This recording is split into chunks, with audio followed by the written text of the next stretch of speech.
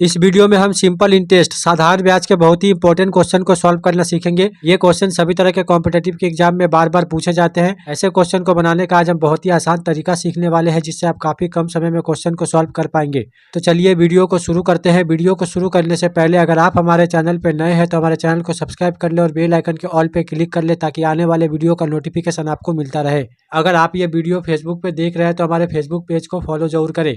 ये हमारा पहला क्वेश्चन है, कोई धनराशि साधारण ब्याज की दर से 20 सालों में 2 गुनी हो जाती है तो कितने वर्षों में वह 4 गुनी हो जाएगी। यहाँ पे बोला गया है कोई प्रिंसिपल है, मूलधन है, जो 20 साल में कितना हो जाता है, 2 गुना हो जाता है। 20 साल में 2 गुना हो जाता है। बोला है कि यही प्रिंसिपल कितने साल में 4 गुनी हो जाएगी। इस तरह के क्वेश्चन को अगर आप बेसिक मेथड से सॉल्व करेंगे तो आपका लंबा समय लगेगा। तो हम यहाँ पे एक फॉर्मूले का यूज करेंगे, वो होगा T1 बटा में T2 equal to A1 minus 1 बटा में A2 माइनस 1। यहाँ पे हम A1 किसे लेंगे, जो भी क्वेश्चन में बोला जाएगा 4 गुना, 5 गुना, 2 गुना, जो भी बोला जाएगा उसे हम A मान के चलेंगे। तो यहाँ पे T1 कौन सा है, 20 वर्ष बोला गया है। यहाँ पे हम T1 के जगह पे 20 लिखेंगे। बटा में क्या करेंगे, T2 हमें निकालना है कि कितने वर्षों में 4 गुना हो जाएगा, इक्वल टू A1 माइनस 1। मतलब पहले कितना बोला गया था, 2 गुना बोला गया था, 2 माइनस 1 करेंगे तो 1 मिलेगा। बटा में, बटा के नीचे क्या करेंगे, A2 माइनस 1 बोला गया है तो 4 गुना बोला गया है तो 4 माइनस 1 मतलब 3 करेंगे। तो T2 का मान कितना होगा, यहाँ पे क्रॉस गुना हो जाएगा, 20 गुना 3 इक्वल टू 60 वर्ष। ये हो जाएगा हमारा फाइनल आंसर, जो कि ऑप्शन सी में दिया गया है। तो ऑप्शन सी जो है वो हमारा सही आंसर हो जाएगा। तो इस तरह के क्वेश्चन को आप इस मेथड से बहुत ही कम समय में सॉल्व कर पाएंगे। अब हम बनाते हैं एक अगला प्रश्न।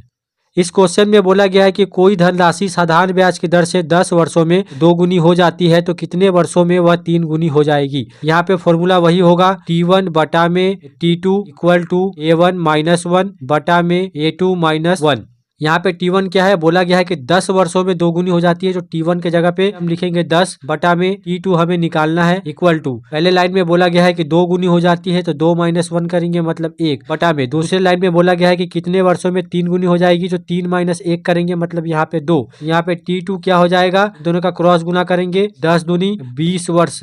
ये हो जाएगा हमारा फाइनल आंसर, जो कि ऑप्शन डी में दिया गया है। तो ऑप्शन डी जो है वो हमारा सही आंसर हो जाएगा। ये बहुत ही आसान तरीका है, इससे आप बहुत ही कम समय में ऐसे क्वेश्चन को सॉल्व कर पाएंगे। तो अब हम बनाते हैं एक अगला प्रश्न।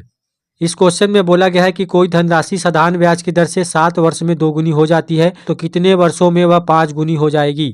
यहाँ पे क्या बोला गया है, 7 वर्षों में 2 गुनी हो जाती है। तो T1 के जगह पे क्या लिखेंगे, 7 बटा में T2 हमें निकालना है, इक्वल टू बोला गया है कि 7 वर्षों में 2 गुनी हो जाती है तो 2 माइनस 1 करेंगे मतलब 1 बटा में क्या होगा, कितने वर्षों में वह 5 गुनी हो जाएगी, ऐसा बोला गया है। तो 5 माइनस 1 मतलब 4। तो T2 क्या हो जाएगा, इन दोनों का क्रॉस गुना मतलब 7 चौका 28, तो 28 वर्ष हो जाएगा। सेकंड में आप ऐसे क्वेश्चन को बहुत ही आसानी से सॉल्व कर पाएंगे। तो 28 वर्ष किसमें दिया गया, ऑप्शन सी में दिया गया है। तो ऑप्शन सी जो है वो हमारा सही आंसर हो जाएगा। तो इस तरह के क्वेश्चन पूछे जाते हैं। अब हम बनाते हैं एक अगला प्रश्न। इस क्वेश्चन में बोला गया है कि एक धनराशि साधारण ब्याज की दर से 7 वर्ष में 2 गुनी हो जाती है तो कितने वर्षों में वह 4 गुनी हो जाएगी। 7 वर्षों में 4 गुनी हो जाती है बोला गया है। तो T1 के जगह पे 7 होगा, बटा में T2 हमें निकालना है, इक्वल टू A1 के जगह पे क्या होगा, बोला गया है कि 7 वर्षों में 2 गुनी हो जाती है तो 2 माइनस 1 करेंगे मतलब यहाँ पे 1 होगा। बटा में बोला गया है कि कितने वर्षों में 4 गुनी हो जाएगी, तो 4 माइनस 1 करेंगे मतलब 3। तो T2 का वैल्यू क्या होगा, इन दोनों का क्रॉस गुना कर देंगे, 7 गुना 3 इक्वल टू 21 वर्ष। ये हो जाएगा हमारा फाइनल आंसर, जो कि ऑप्शन डी में दिया गया है। तो ऑप्शन डी जो है वो हमारा सही आंसर हो जाएगा। तो इस तरह के क्वेश्चन सिंपल इंटरेस्ट साधारण ब्याज से सभी तरह के कॉम्पिटेटिव के एग्जाम में बार बार रिपीट किए जाते हैं। आप इस फॉर्मूले से बहुत ही कम समय में ऐसे क्वेश्चन को सॉल्व कर पाएंगे।